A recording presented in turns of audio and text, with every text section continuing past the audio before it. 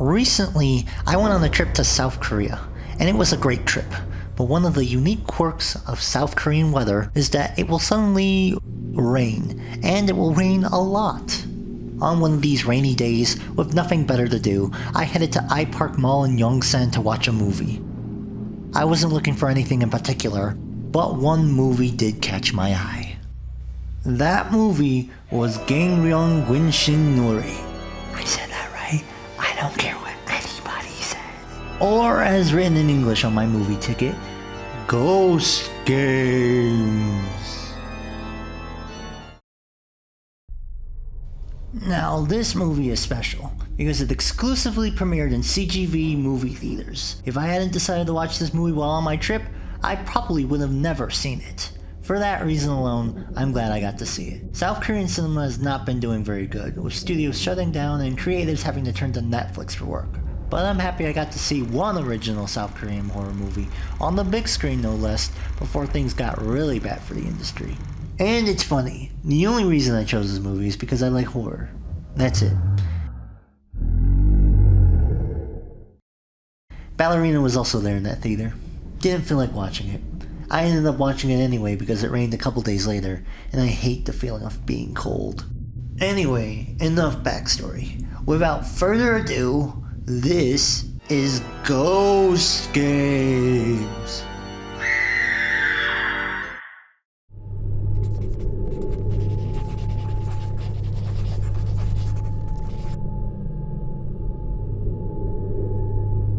So the film opens up with a shot of a creepy doll. What a coincidence.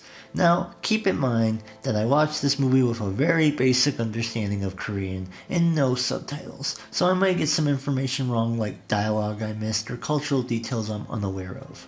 We good? Okay, let's keep going. Our main character is asleep in her bed. She's played by Kim Yeri, better known as Yeri. She's a K-pop idol / K-drama actress who is somewhat popular.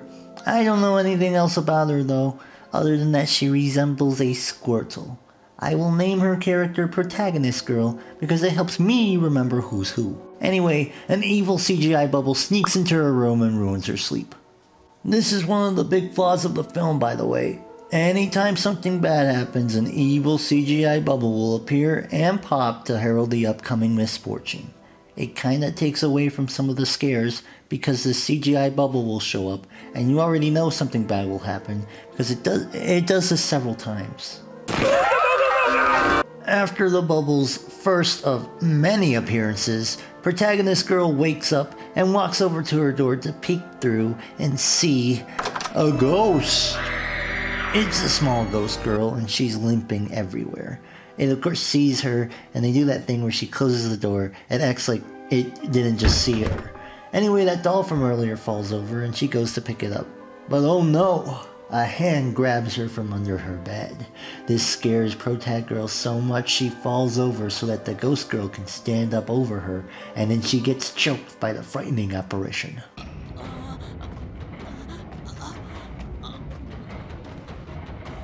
She, of course, wakes up because it was all just a dream.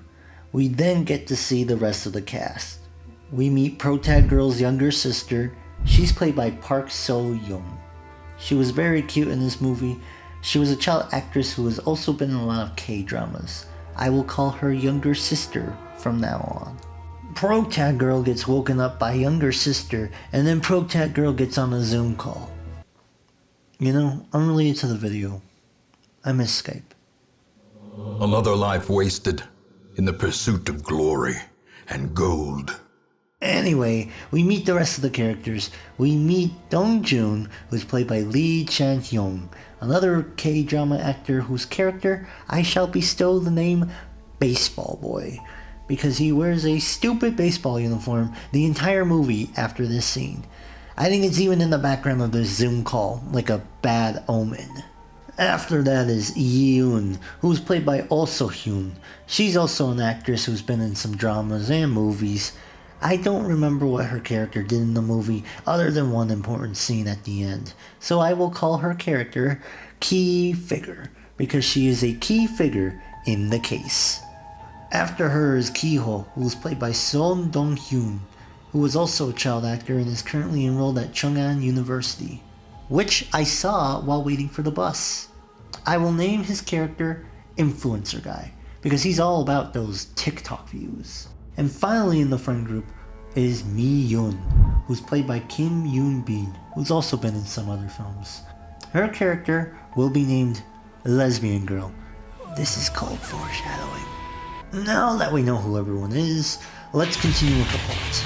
Influencer Guy loves the occult and supernatural, and shows everyone this popular video of a ritual site where creepy things happen.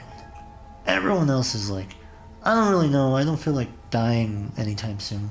But then our beloved pro-tech girl does some research with her camera off, and then she comes back and she's like, don't worry guys, it's totally cool and it will be a bonding experience and nothing bad will happen.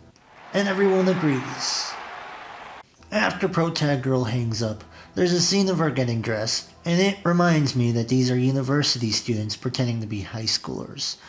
Anywho, they meet up at school and they hang out for a bit before they head to the ritual site. While they're walking over there, pro-tech girl sees the ghost girl in the street mirror. Ooh. They finally get to the ritual site, but before our party goes in, pro-tech girl sees an evil CGI bubble. This is to tell us that this place is evil.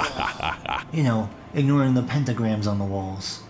When the group goes in, they find a pentagram on the wall.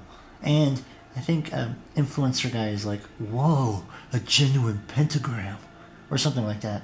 Even though this is a bad sign and they should all leave, they go in anyway. Inside the ritual room, there's a pool of water in the middle. Evil water. And 5 stone pillars, presumably for the pentagram.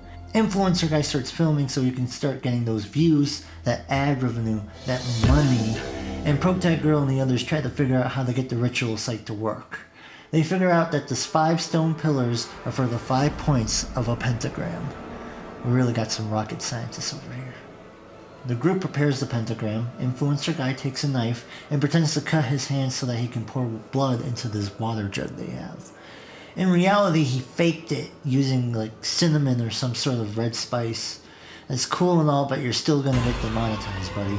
It doesn't matter anyway because pro-tech girl slices her hand for real to pour blood into the jug to make it more real. None of the other characters protest this, and the movie will forget that she just sliced her hand open for the rest of the story. That's not really something you walk off from knowing from experience, but alright. And now that the pentagram is ready, the group argues who should get possessed first. Pro-tech girl talks to her younger sister and gives her a bracelet which she puts around her leg as a gift. So younger sister volunteers herself to be bagged over her head. Before that though, they all get pieces of paper that they have to write something on and then put in a bowl of water. To be honest, I never figured out what they were supposed to write on the paper. Maybe it was regrets, maybe it was wishes, I never found out. What I do know is that when Influencer Guy starts handing out the papers, younger sister takes it with 2 hands instead of just 1 hand like everybody else, which I thought was adorable. And speaking of younger sister, she gets her head bagged and thrown into the pool of dirty concrete water so that she can get possessed. Everyone plays the game. The ghost game. And our friend the evil CGI bubble returns. This foreshadows that something bad is going to happen. Everyone starts chanting the secret words to get plus 10% repair progress on all generators, and then younger sister gets possessed for real and starts freaking out. She rips the bag on her face, her eyes are all black, and she starts growling. And speaking of her growling, I don't know if it was a problem with the theater, the sound mix, or if my ears have become too sensitive, because every time she growled in this movie, it sounded like a shotgun blast. It genuinely hurted my ears. I had to plug my ears at this point because they started ringing. It was awful. That was fucking loud! Anyway, younger sister is possessed, and like in the trailer and like in the poster, she starts pointing at everyone. It kind of reminds me of that movie, Talk to Me with the Hand. And then after she points at everyone, an earthquake happens. When the light returns, everyone's paper mysteriously has Mandarin on it. And also a reminder that Influencer Guy is live streaming everything as it happens. Younger sister starts convulsing, but everyone saves her. They notice that she has a burn mark on her foot now, though.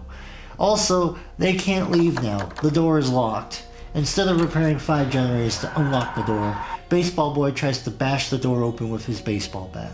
He fails entirely, and instead breaks his bat in a way that will obviously be used to stab someone. Another evil bubble shows up and pops on lesbian girl's head. She starts freaking out, seeing creepy things on the walls, and eventually comes face to face with the ghost girl from before. The ghost girl starts shoveling her hair into lesbian girl's mouth. She starts crying, but honestly, compared to other ghosts, this isn't so bad. It's just some hair in your mouth.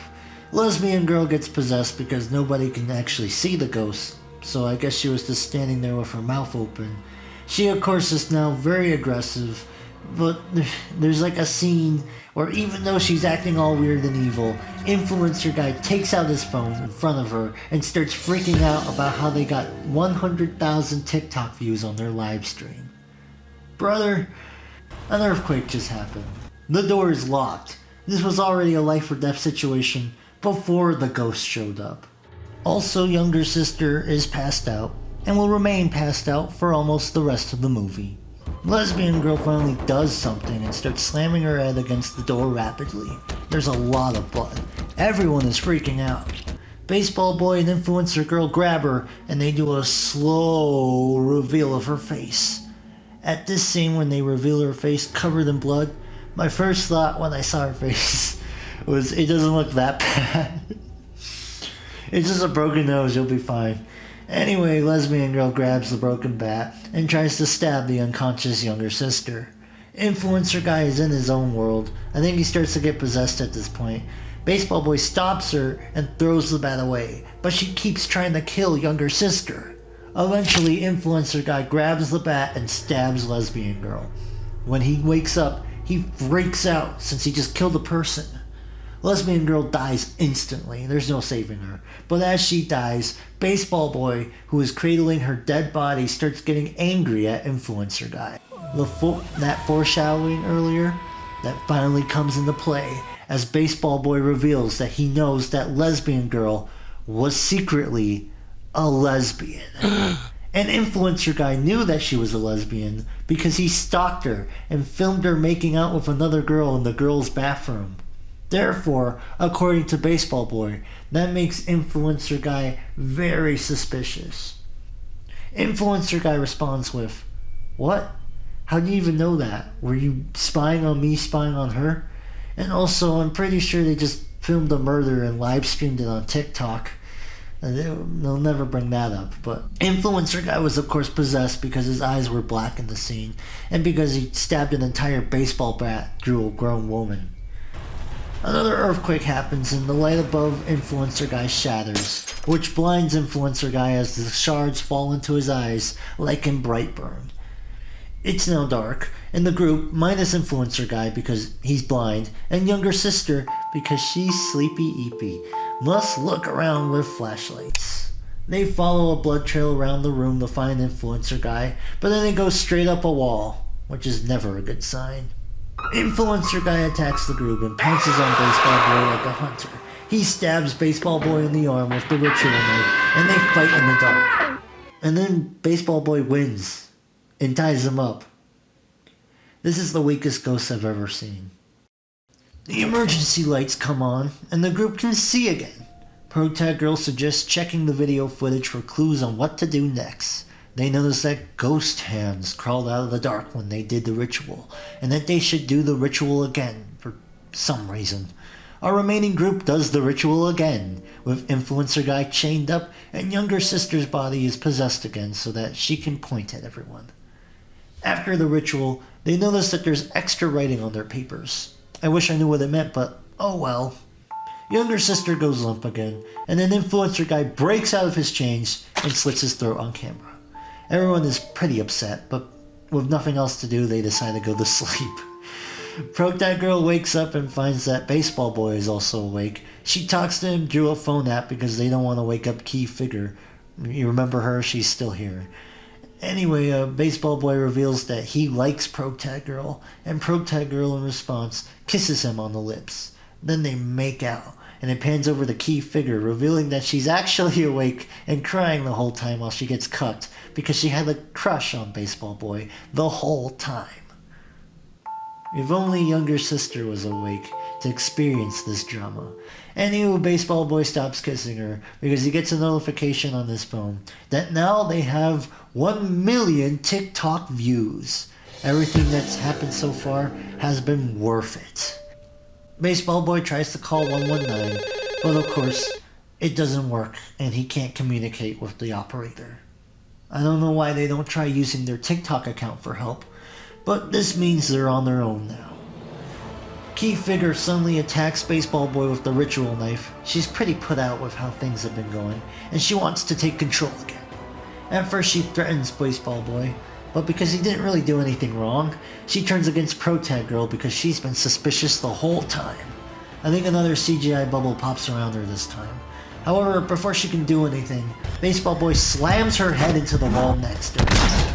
I would like to remind you that Baseball Boy was just stabbed in the forearm just like a couple hours ago. The force of Key Figure's brain going into the wall opens up several secret passages in the room, which Baseball Boy decides to investigate while Protag Girl calms down. He finds a bunch of red paper people with Mandarin scribbled all over them, and he also smashes a pot by accident which has some paper. Then he runs back to Protag Girl. I believe Key Figure tries to drown herself in the pool in the middle of the room, but they save her. Their papers get some extra writing on them. Then Baseball Boy goes back to the pot and translates the Mandarin with Google Translate.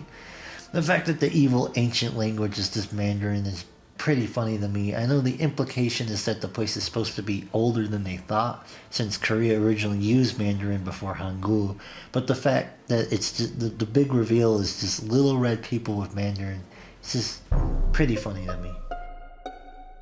Anywho, Baseball Boy hears a scream from the main room. He rushes over to find Key Figure dead, and then he gets stabbed in the back by Protag Girl. As he dies, he asks Protag Girl why. Why would she lead all her friends to their deaths? Protag Girl begins explaining her evil plan, starting with a flashback. You see, younger sister, who is still sleeping by the way, is actually her adopted sister. The ghost girl that we've seen for the entire movie is actually Protag Girl's original sister. Original sister used to play with Protag Girl and blow bubbles with her, which is why every time something bad happened, a bad CGI bubble would appear. It was her spirit coming to mess with the physical world. Anyway, original sister's foot was messed up, and it gave her a limp, which is why the ghost limped everywhere. And then one day, original sister was stupid as hell and decided to try and grab something off the top shelf of the cupboard in the bathroom. I think it was the bubbles, but of course she falls, hits her head, and dies. Protag Girl watches this happen, and then she stays silent about it when her parents show up. And then her parents find the body in the bathroom. One marital fight later, her parents get her an adopted sister. And this scene was hilarious, because they bring her out and introduce her to Protag Girl like they're replacing a dog that died. She literally goes, "No, I don't want her. She's not the real one." Could you imagine living with a new family and that's your first interaction with your sister? That's why she was happy that Protag Girl was giving her the bracelet in the beginning, by the way. Anyway, Protag Girl reveals that the research she spent 5 minutes on during the Zoom call in the beginning of the movie was actually her checking for a satanic ritual that would allow her to switch her adopted sister with her original sister. That was one thing that kind of disappointed me in this movie. I was hoping that this film was going to feature traditional Korean ghosts, or maybe a Korean urban legend, as the ghost in the titular Ghost games. Instead, the evil supernatural entity just turned out to be good old Nick, the devil. The best song in the world. I'm so used to the devil being the evil force that causes all the bad stuff to happen in horror movies that, I can't lie, this kind of disappointed me a lot. I probably would have known it was going to be him if I was more fluent in Korean. I saw the pentagrams and everything, but I thought they were just occult set dressing because many other works like in Japan use pentagrams as generic occult symbols. I guess I was wrong because, yeah, the evil entity causing all the ghosts to show up is just the devil. Or maybe Baphomet if you want to get all specific, but I don't care. I like how the devil supposedly just knows Mandarin. I guess he studied so he could go after every culture. Either way, Protag made a deal with the devil to get her original sister's soul back, and all she had to do was trade the lives of 5 assholes for her. Seeing as lesbian girl, influencer guy, key figure, and soon baseball boy and their sister will be dead or have their souls traded, she can perform the ritual. She explains that all of them, except adopted sister because she has never done anything wrong in her life, are guilty of some sin or have some guilt that plagues them. Lesbian girl felt guilty because she was gay. I think that's just the reason. Maybe there was something else, but that's all I'm getting. Influencer guy was guilty of spying and blackmailing lesbian girl. Key figure was jealous of baseball boys and Protag girl's relationship. And you might be thinking, but Oyster, baseball boy hasn't done anything wrong. Well, that's where you're wrong.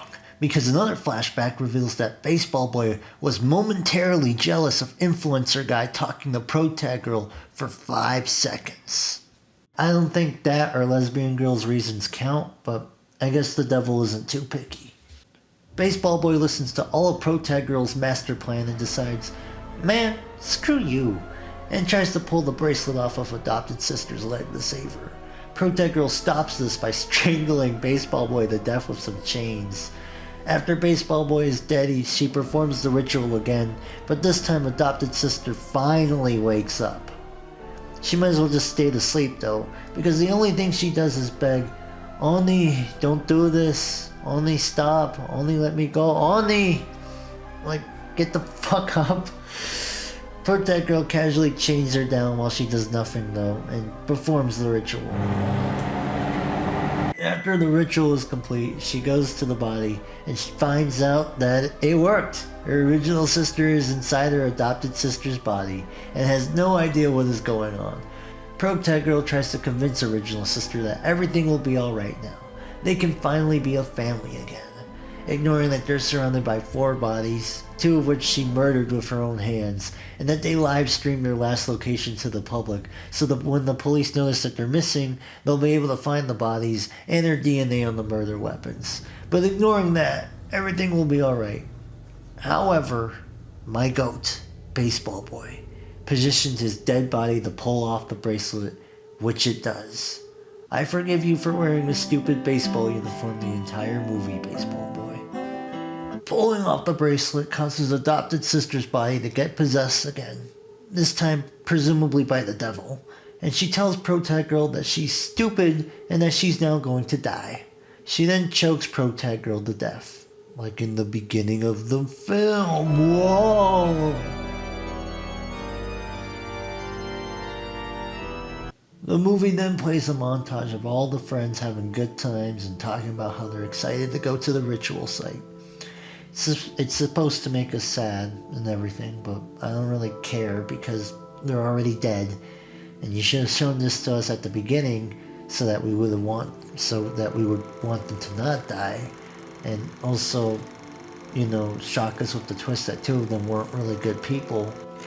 Oh well. The movie then ends by rubbing it in that everyone got a sucky ending because adopted sister is now stuck in a white void, screaming for her only, presumably for forever. The end.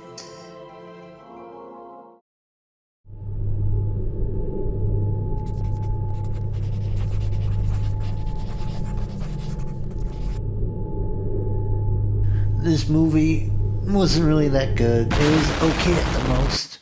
While it was exciting at times, there are too many plot holes that poke holes in my enjoyment.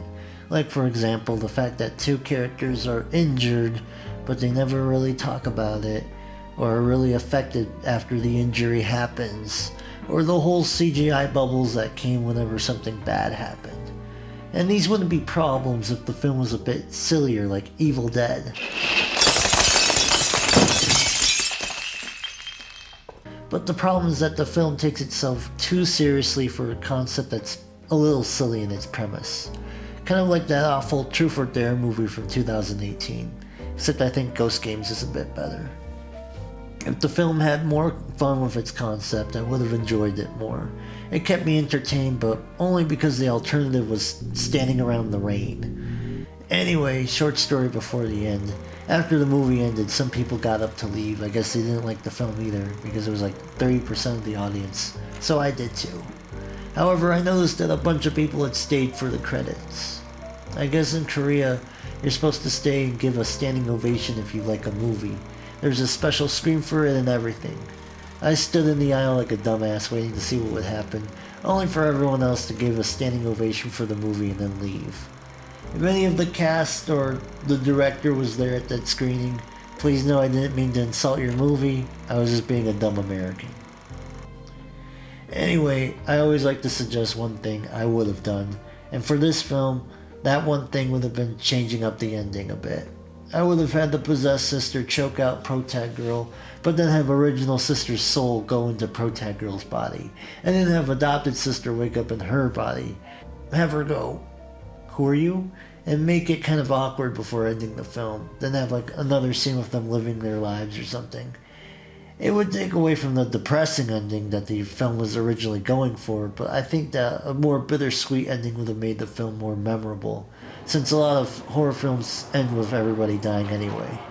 Make it more unique, keep the film in your head a bit longer, because it makes you wonder, how are they going to live their lives?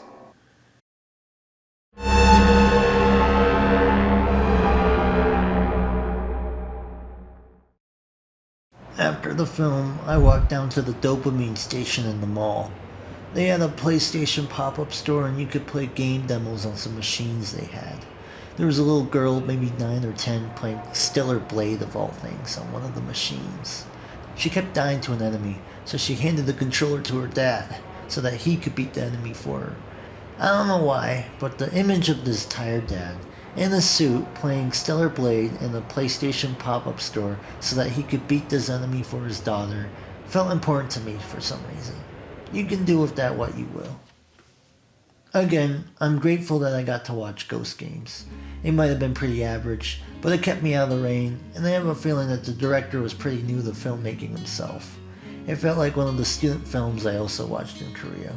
One was this weird documentary style one, like about K-pop stan culture, where it turned out one of the K-pop stars was an alien that returned to his home planet. I think Ghost Games was a bit better than that, no offense. But the other one was titled Bad Blood. It was about this rocker group in a Christian school with the guitarist girl having telekinetic powers. Her dad was literally the devil, again, but he was also like in this rocker getup that made him look like a Korean Rob Zombie. In the end, she ends up chopping off a priest's head with a guitar. That one was phenomenal. The film professor said it wasn't a very popular film in Korea, and I can see why, but I thought it was fantastic. I think that film was a bit better than this one. Also, if anyone can find that film, it's called Bad Blood. It was submitted to some international festivals and it was made in Sungsil University. If you can find a video of it, please tell me. I would like to watch it again, but I haven't been able to find it. Anyway, I can safely say that Ghost Games is better than 1 out of 2 student films I watched. I'm not sure that's really a shining recommendation, but oh well. Grade B. Passing. But if it was a steak, I wouldn't eat it. If it was milk, I wouldn't drink it. Are you happy with grade B? I hope the director and the cast go on to do well in the future, and I thank them for trying. Well, we've come to the end of our time. Thank you for watching the video. I probably got a lot of things wrong in my summary. If you notice something, comment it down below. I'll probably not do another video like this one for a long while, unless this one gets popular. Like and subscribe and all that stuff, or if you didn't like anything, just dislike and leave a mean comment. Thank you for making this far. I plan on doing some more animation stuff, but I'm a little busy at the moment, so we'll see when it comes out. Alright, bye bye.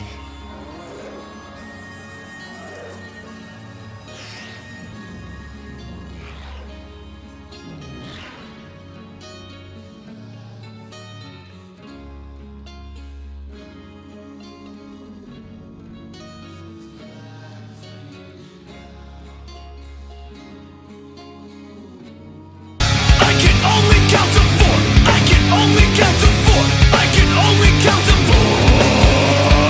4. sit there. Stop it!